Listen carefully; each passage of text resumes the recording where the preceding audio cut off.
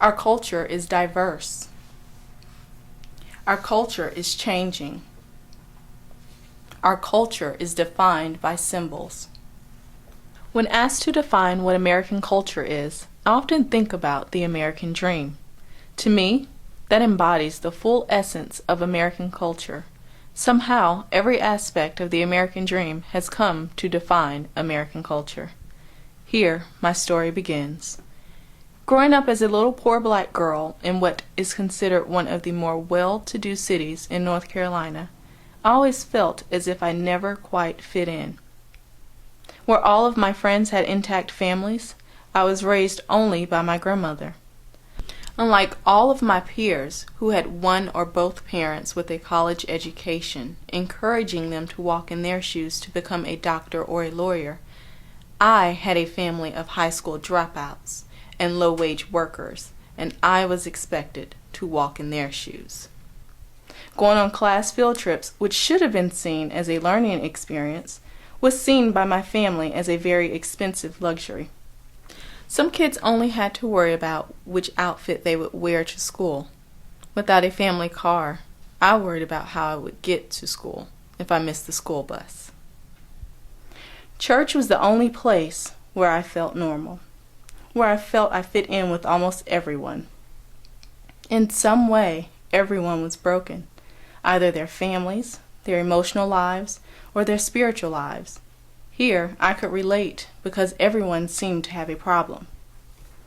We all had a common ground with the same goal in sight: make it another day, simply survive.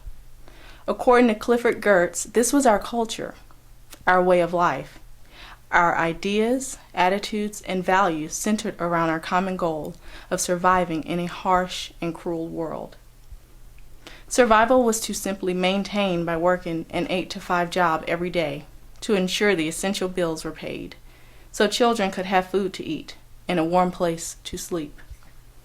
Beyond this, everything else was beyond our imagination. Or was it?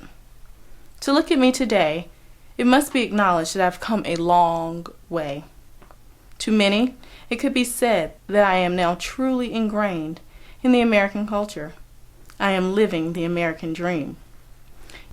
Yes, my culture has changed from merely existing and surviving to thriving and striving to be successful in every area of my life. The American dream, according to Stephen Messner and Richard Rosenfield, in their book argue that the American dream is everyone working to pursue the goal of monetary success. Whereas Ruth Horowitz in her book, Honor in the American Dream, Culture and Identity in a Chicago Community, state that the American dream is working hard, which will lead to an improved future.